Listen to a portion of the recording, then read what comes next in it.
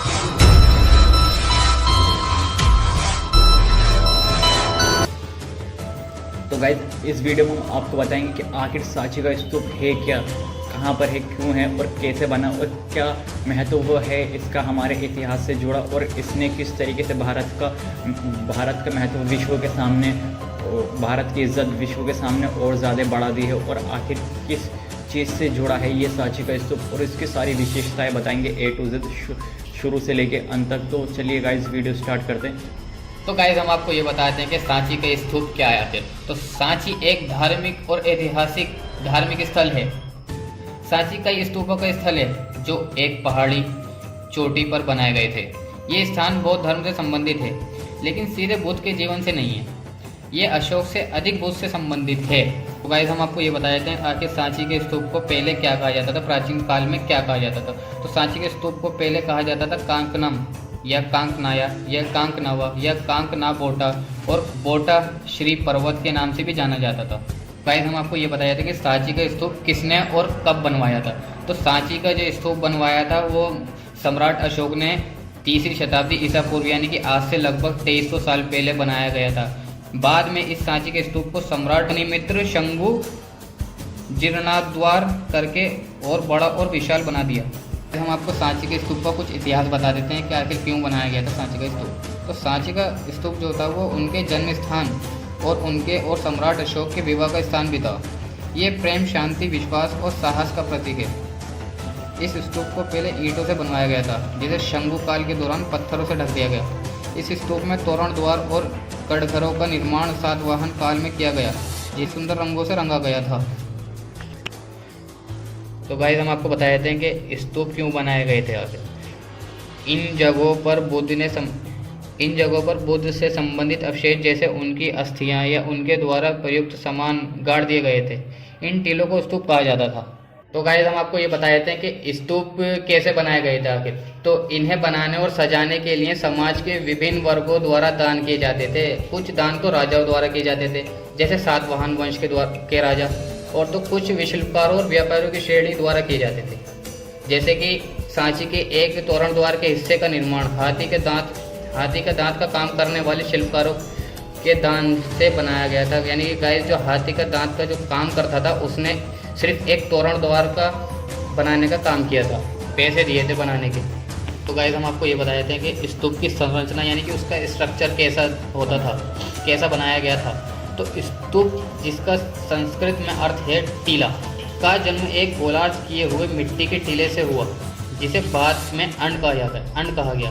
कालांतर में इसकी संरचना यानी इसका स्ट्रक्चर अधिक जटिल हो गया, जिसमें कई चौकोर और गोल आकारों का संतुलन बनाया गया। अंड के ऊपर एक हार्मिक बनी होती थी। यह ढांचा छज्जे जैसा होता था और यह देवताओं के घर का प्रतीक था। यूनेस्को विश्व का धरोहर स्थल सांची स्तूप एक भव्य संरचना है जो 42 फीट ऊंची और 106 फीट चौड़ी है। स्तूप का केंद्रीय कक्ष एक विशाल गोलार्ध गुंबदनुमा है। भगवान बुद्ध के कई अवशेषों को सजाए हुए है। परंपरागत रूप से स्तूपों में अवशेष नहीं होते और केवल नक्काशी के माध्यम से शिक्षा और दर्शन को दर्शाते हैं। तो गाइस, हम आपको बताते हैं सांची के स्तूप की खोज कब हुई। जब 1818 में जनरल टेलर द्वारा इसकी खोज की गई तो सांची 600 वर्षों तक पर्यटक पड़ा हुआ था, यानी कि ऐसे खाली पड़ा हुआ था। भोपाल से 45 किलोमीटर दूर ये स्थल वनस्पति से भरपूर था। खुदाई कुछ हद तक अव्यवस्थित ढंग से शुरू हुई, जब तक कि भारतीय पुरातत्व सर्वेक्षण में हस्तक्षेप नहीं किया और नियंत्रण नहीं लिया। तो गाइस, हम आपको ये बताए थे कि जब 1818 में सांची के स्तूप की खोज हो गई थी तो उसके बाद अंग्रेज़ों और फ्रांसीसियों ने शाहजहाँ बेगम को ये बोला कि मुमताज़ बेगम से तोरण द्वार को ले जाने की इजाज़त मांगी, लेकिन उन्होंने प्लास्टर पर प्रतिकारिता ही दी। इस प्राचीन स्थल के रखरखाव के लिए भोपाल ने शासकों शाहजहाँ बेगम और उनकी उत्तराधिकारी सुल्तान जहाँ बेगम ने धन का अनुदान किया। इसमें कोई आश्चर्य नहीं था कि जॉन मार्शल ने सांची पर लिखे अपने महत्वपूर्ण ग्रंथों को सुल्तान जहाँ को समर्पित किया। सुल्तान जहाँ बेगम ने उस स्थल पर एक संग्रहालय और अतिशाला बनाने के लिए अनुदान किया। जॉन मार्शल ने अपनी उपयुक्त पुस्तकें वहीं रहते हुए लिखी। सुल्तान जहाँ बेगम ने इस पुस्तक के विभिन्न खंडों के प्रकाशन में भी अनुदान किया, इसलिए यदि ये स्तूप समूह बनाया गया। तो गाइस, हम आपको बता देते हैं कि अशोक शासक जो था उसने गौतम बुद्ध के जो अवशेष थे उनको भिजवा के पूरे भारतवर्ष में स्तूपों का निर्माण करवाया और पूरे भारतवर्ष में उसने 84,000 स्तूप बनवाए। तो गाइस, 84,000 स्तूप बस खाली अशोका ने ही बनवाए। तो गाइस, अब हम आपको बता देते हैं आखिर स्तूप बनाए क्यों जाते थे और आखिर क्या विशेषता होती थी स्तूप बना के। तो गाइस, स्तूप एक अर्धगोला होता था जिसके बीच में चबूतरा होता था, आंगन होता था, उसमें चबूतरा होता था और चबूतरे के बीच में गौतम बुद्ध से जुड़े जो अवशेष होते थे उनको दफनाया जाता था। या स्तूप के तीनों तरफ द्वार होते थे, जिसमें से जो सबसे बड़ा द्वार था उसका नाम था तोरण द्वार और ऊपर जाने का रास्ता होता था। और तोरण द्वार पे और स्तूप पे जो है ना बहुत सारी आकृतियाँ बनी, यानी शिल्पकार बनी हुई होती थी, चीज़ें बनी हुई होती थी, जिससे हम गौतम बुद्ध के जीवन से संबंधित चीज़ों को देख सकते हैं। यानी जहाँ पर उनको ज्ञान प्राप्त हो उसकी कलाकृतियाँ बनी हुई होती थी, जहाँ पे उन्होंने पहले उपदेश दिया उसकी कलाकृति बनी हुई होती थी, और जहाँ पे उनके मौत हुई वहाँ की कलाकृति बनी हुई होती थी। और गाइज उस पर हाथी के चित्र बने हुए होते थे, जिससे पता चलता है कि वो शक्ति और समृद्धि का प्रतीक है। और तोरण द्वार सबसे बड़ा द्वार था और बाकी द्वार उसके मुकाबले छोटे द्वार थे। और तो गाइज हमने आपको पूरा बता दिया सांची के स्तूप के बारे में, आखिर कहाँ पर है, कैसे और किसने इसका निर्माण करा, क्यों करा, और आखिर इसके बारे में full A to Z information they the guys. अब हम जो नेक्स्ट वीडियो बनाएंगे उसमें हम आपको बताएंगे जिनके लिए सांची का स्तूप बनाया, यानी महात्मा गौतम बुद्ध के बारे में अपनी नेक्स्ट वीडियो में हम आपको बताएंगे कि आखिर महात्मा गौतम बुद्ध कौन थे, आखिर उनका जन्म कैसे हुआ, कहाँ पे, और सब चीज़ बताएंगे A to Z। तो अगर आपको कुछ भी जानने को में अच्छा लगा और इन्फॉर्मेशन में वृद्धि हुई आपको, तो वीडियो को लाइक करें, चैनल को सब्सक्राइब करें। मिलते हैं किसी नेक्स्ट वीडियो में किसी नेक्स्ट टॉपिक पर। Bye bye, Tata.